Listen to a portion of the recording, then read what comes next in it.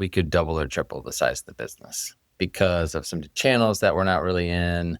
We don't really have an e-commerce platform that could be really good. Simplest way to say it is there were some channels that were untapped that I thought this business would be a very good fit for. And if we could maintain even the same margin structure on an absolute basis, you're making a lot more money. You're listening to Customer Growth Sessions presented by Intergrowth, where we talk through strategies to help up-and-coming e-commerce businesses bring in more customers. I'm your host, Pat Ahern. Let's jump in. All right, listeners, welcome back to the latest episode of Customer Growth Sessions. Today, I'm thrilled to have on Tim Volkema, the CEO over at Schuil Coffee. Tim, welcome to the show. Thanks for having me. It's good to be here. We're psyched to have you on. Can you start out by telling us what is Schuil Coffee? Sure. Schuil is a roasting company. So we purchase green coffee from lots of different origins around the world, roast it and package it and ship it or deliver it locally. And we've got 3 different brands that we have under our own umbrella. Schuil is the main brand and the one with the most breadth. And that's the one that started way back in 1981. And then we have a newer one called Sparrows. That was a local brand here a very small one that we acquired that's a little bit more focused and a little bit more kind of farmer story driven. And we've got a whole kind of branding lexicon around it with respect to emotions and the way coffee makes you feel. And then we have a third one that's called Hoven, which is focused specifically on working with young farmers. I love it. I love the Spanish translation for it as well. That's brilliant with Hoven. Very cool. Tim, how did you get involved with Schuil? Tell us that story. Well, I came in from outside the coffee industry, so I had a more general business background coming in. So I did management consulting out of undergrad and then went back to business school, then went into brand management at what was then Kraft Foods and worked on some cereal brands and the energy bars and just kind of learned the nuts and bolts of CPG, consumer packaged goods marketing for 5 years, and then started an Indian food version of Chipotle. So a fast casual mini chain, and then went to work at Amazon. And so just all over the place, lots of different types of experiences. My career path is a bit schizophrenic, but it provided some different things and experiences that I was able to draw from and ultimately kind of channel into purchasing Schuil, which it happened to be in a coffee business, but I wasn't necessarily trying to get into the coffee business specifically. There are a couple themes I'm so excited to talk to you about today, but one of the big themes that I'm so excited to hear from you about is the acquirer's side of an acquisition process. So talking through actually buying Schuil, maybe a good place to start would be once you knew you wanted to buy a business, how did you start the search, let's say, to find a potential acquisition target? Yeah, it's interesting because there are lots of ways to approach it. And it depends what your timeline is and your level of resources are. If you're in a company already and you're running a super structured process, you hire a bank or a broker and you really get after it. I was somewhere in the middle. I wasn't in a job that I was happy with and casually looking. That's not where I was either. I was doing some consulting on my own, but really focused on my next step is to buy a business. And I want to do so within a year. And so I kind of set this artificial timeline, which I did not hit actually. But anyway, I think it was helpful just to kind of set a parameter around it. And then it was okay, well, what are my criteria? One was a size range. There was a certain size below which, at my stage in life, I wasn't willing to go below because of just compensation. If the business is too small, I couldn't pay myself what I needed. I had 3 kids and I just needed a certain level of income. And so there was a floor there. And then the ceiling was a little flexible, but it had implications where I could either do it on my own, find a partner, find a series of partners. And so Schuil happened to be on the smaller side, so I was able to do it on my own, which has pluses and minuses. But that was sort of the way I initially thought about it. And then there's this whole geographic overlay for me, which was we had been living in New York City. We moved back to Michigan to be closer to my family and my wife's family. I wasn't really motivated to go anywhere. It was sort of let me find something that's within a 50-mile radius of where we decided to plant the flag for the family. That's really how I went about it. And then it was networking. So I talked to brokers and I didn't officially hire an agency to go find me something. It was a more locally driven process. So it was just a lot of legwork on my own, really. That's amazing. And based on what you're sharing, the sense that I have is you got to Michigan, you said, okay, 50-mile radius. Here's a rough business size that we're looking for. Maybe here's the low end, here's the high end of what I'm looking for in terms of like rough revenue targets, profitability. And then from there, it sounds like it was a lot of networking. You mentioned the idea of meeting with brokers. I would imagine going to quite a few different networking events. Any groups in particular that you went to that you found were really helpful for meeting potential businesses that you might have acquired?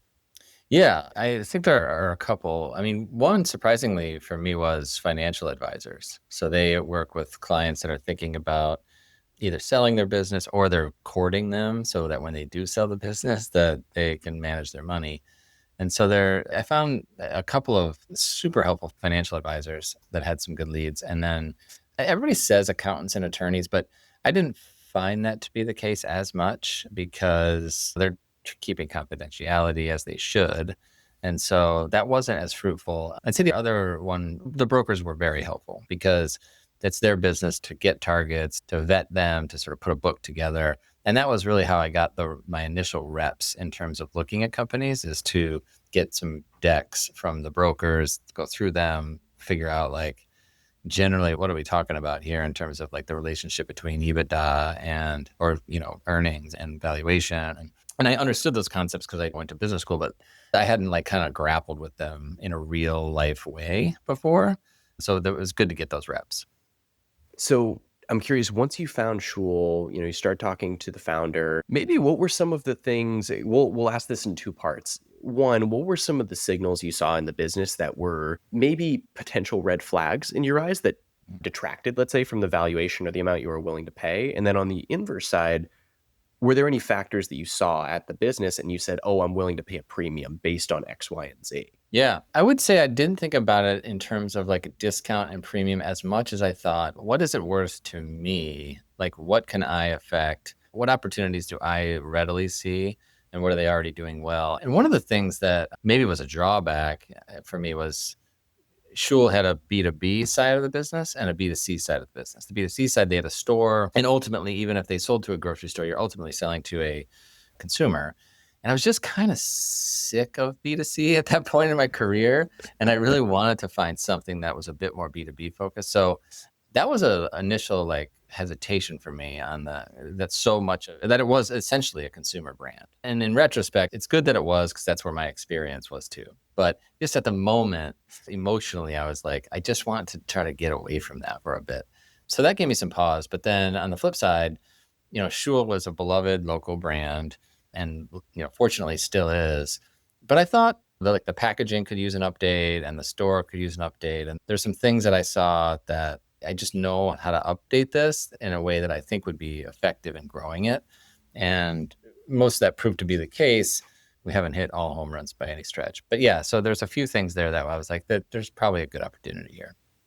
Amazing. I'm curious, one of my assumptions based on what you shared is that the business was profitable, but it was likely in a scenario where you were looking at it and you were saying, oh, I think that we can increase the margins that we're seeing by 50%, or we can increase the revenue by X%. We can keep margins pretty much the same.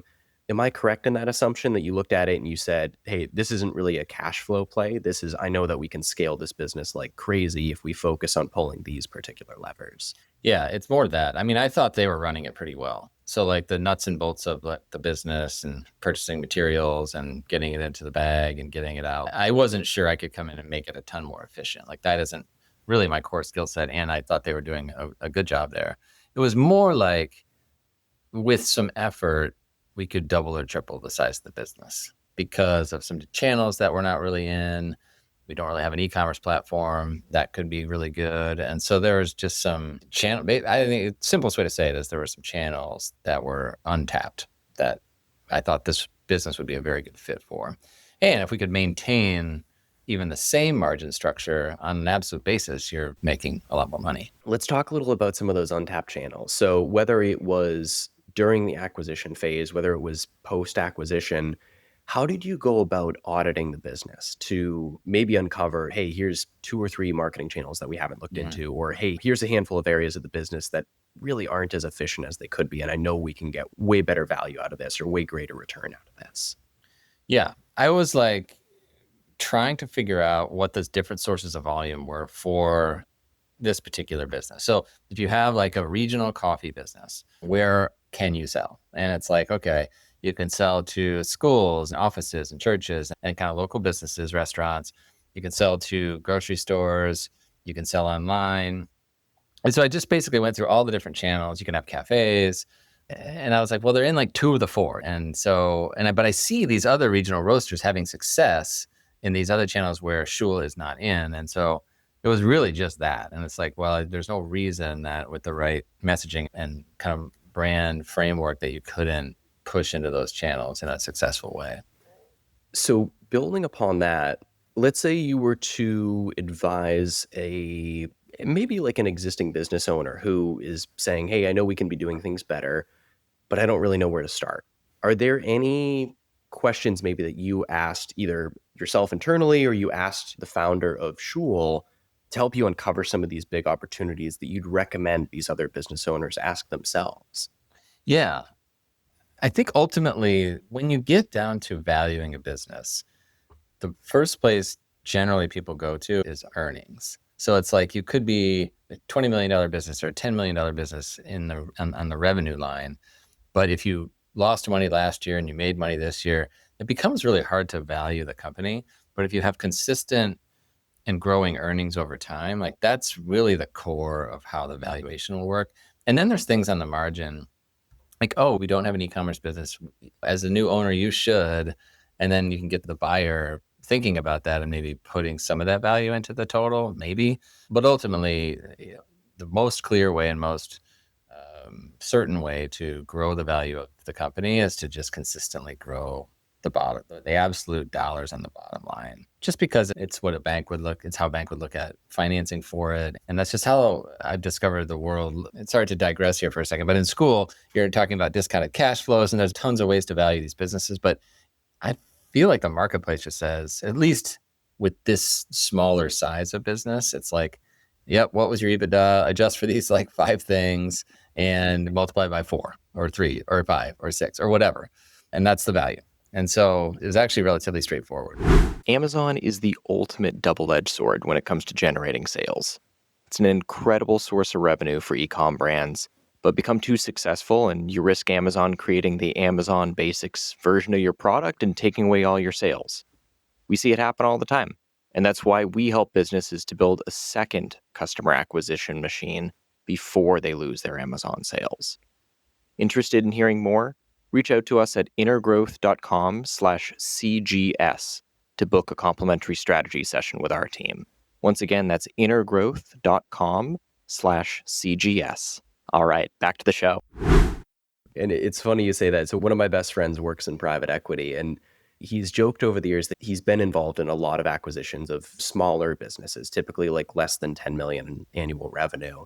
And one of the things that he's always shared with me is a lot of business owners tend to think like, oh, this business is worth 3x, 5x revenue. And then for him, like the conversation is more so like, yeah, what is EBITDA? And maybe we'll give you like a 4x on that. And Right. that's oftentimes a really big disconnect between like a potential acquirer Exactly. and the actual business owner. Exactly. I think that's very common to say, wow, it's like 1 to 3 times revenue. And it's like, well, no, we're not, you're not a SaaS company. Like, no, I think people, they wishfully think about the way their industry is valued sometimes. So talk to me a little more about some of these like bottom line, we'll call it bottom line metrics that you were looking at when auditing the business. It sounds like, financials were in a pretty good place. It sounds like the big opportunity was expanding into other marketing sectors. When you were auditing financials of the business, were there any really big opportunities that you uncovered on that front, though? So outside of growing top line revenue, what really stood out to you when you were auditing? Honestly, the financials were fairly straightforward. And I would say there wasn't anything that I can remember that was like, wow, they are spending way too much on X, Y, or Z. And once I got into the business, I did uncover like a couple of areas. Like there's like some stuff we did with the green coffee supply chain that made sense. But I didn't know that before coming in, and I actually hired someone as a consultant to help me understand the coffee business a little bit better. And he was immensely helpful. But it came down to the opportunity I saw in revenue growth. I don't think I saw a lot of egregious sins on the cost or operational management side, at least with this Interesting. particular business. Stepping back, I'm curious, when you've looked at other businesses, maybe, what are some of those big financial no-nos or big financial mistakes that you have seen traditionally? I think it most often that I've seen comes down to I've worked with the same supplier for 30 years, and then the supplier just gets a little bit lazy on the Yeah. pricing. So we don't have like the practice of triple bidding every 3 years. And you don't need to do that for like paper towels, right? Like for stuff that you buy that comprises some large percentage of your cost structure, I think it's pretty important to keep testing the market and making sure that you're getting solid pricing on that. Makes sense. Yeah, I can see where you're coming from, where, you start working with one supplier, as you said, they start getting lazy. They maybe start getting a little less competitive, or maybe the product starts slipping a little bit in terms of quality. And there can be a really big opportunity there to say either one, we should look for a price cut, or two, it might be a great opportunity to look elsewhere. Right. Right. So talk to me a little about growing the business. You mentioned you saw a lot of opportunities for business growth. We were talking about this beforehand. You bought the business 8 years ago. You guys have grown from 15 to 55 people in that time. That is some exceptional growth. Rather than talking about the specific things that you did to grow the revenue, I want to actually pick your brain on the business operations side of things. Call it, what is it? 3xing, 3.5xing your employee count, adding middle management.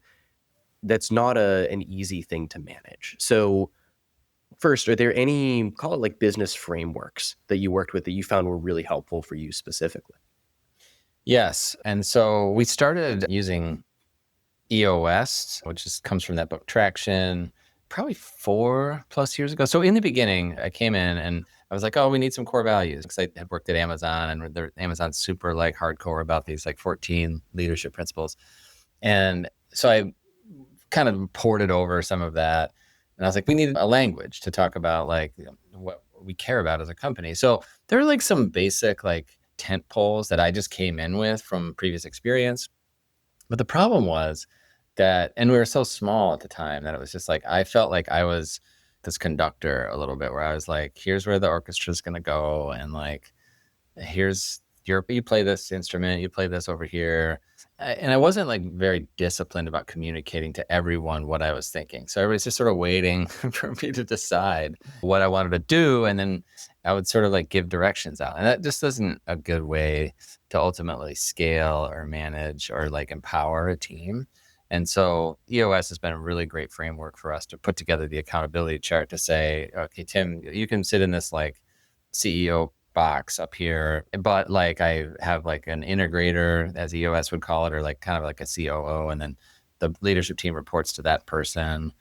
And it's just been good to try to have and then you meet on a quarterly basis, you discuss your results, you sort of review your core principles, and you just do it over and over again. And I don't have the natural inclination to do that.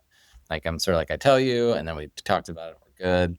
But that's really not how it works. You always have new people. And so this has been a very good, just disciplinary mechanism, I guess, to help us be more consistent with our communication and engage the entire organization in a much more robust way. And there's lots of pieces to EOS, but that's been, I think, the main benefit for us. Tell me if this sounds like you. You've started scaling the business through PPC channels like Facebook, but now it eats up 80% of your marketing budget, and ad costs continue to rise, pushing your margins down more and more every month. PPC is great for scaling your business in the early stages. The issue is PPC is like a faucet. As soon as you stop spending money, the sales instantly go away. So rather than paying per customer, we work with brands to build a steady stream of new customers through SEO. Those customers continue to flow for years after brands stop working with us. Interested in hearing more? Reach out to us directly at intergrowth.com/CGS to book a complimentary strategy session with our team. Amazing. And I'll vouch for EOS as well. Well, first of all, I love Traction. I love the EOS system.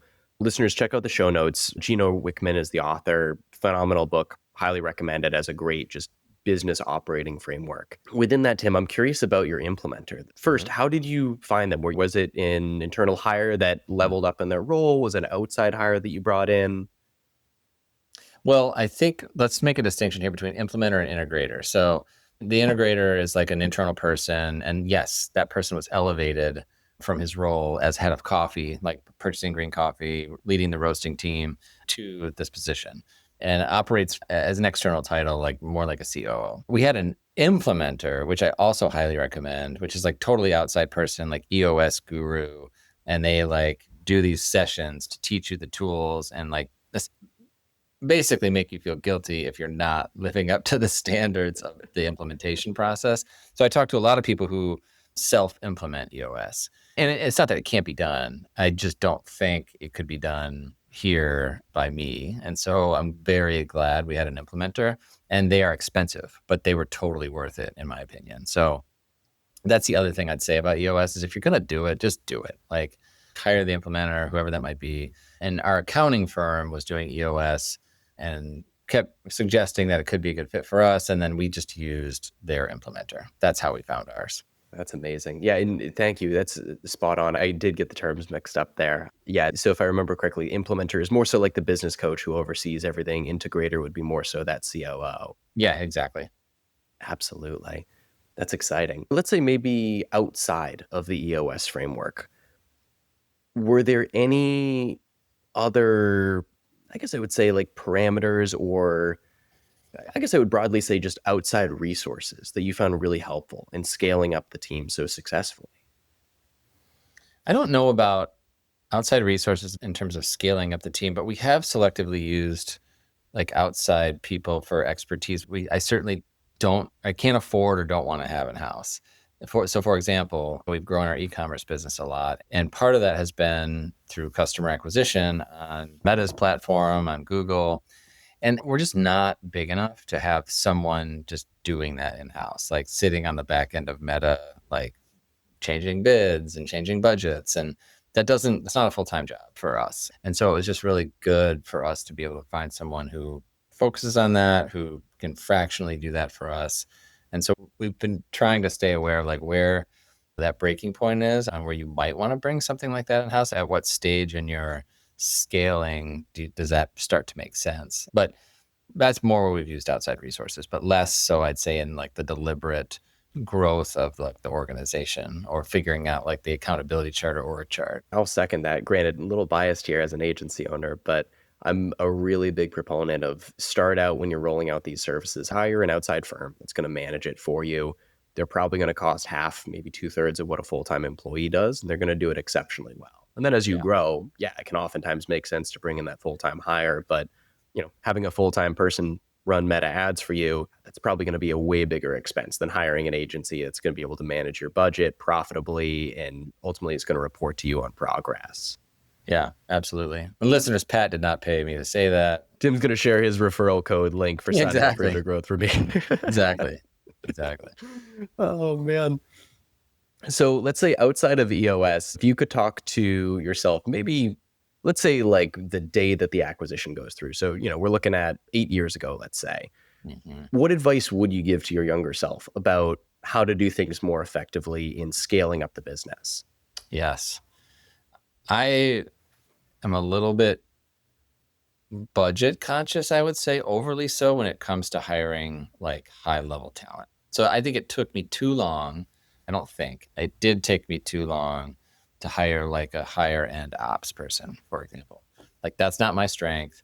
We grew a bunch, and then we were still doing things in the back the exact same way we were when I bought it, which was dumb. Like it's just like it was a ton of like chaos and wasted effort, and I just should have made that hire a lot sooner because I wasn't going to do the work. I'm not sure I was capable of doing the work, and it didn't happen as a result, shockingly. So it was good to have that hire. And that's probably what I would tell myself is like, yes, like you do need to wait until you're large enough to be able to not put your cash flow completely at risk with hires. But I err on the side. It's a fault of mine to wait too long, I think.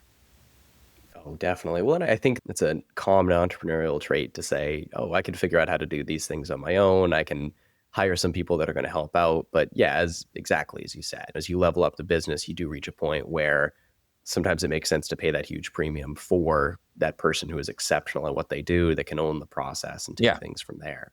And I underestimated how quickly a person like that could pay for themselves. I'll absolutely second that advice. Well, Tim, this has been amazing today. Let's start out with actually buying Schuil Coffee. For listeners that want to buy Schuil, want to follow you guys on social, where should they go to learn more? They can find us at schuilcoffee.com. So that's SCHUIL coffee.com.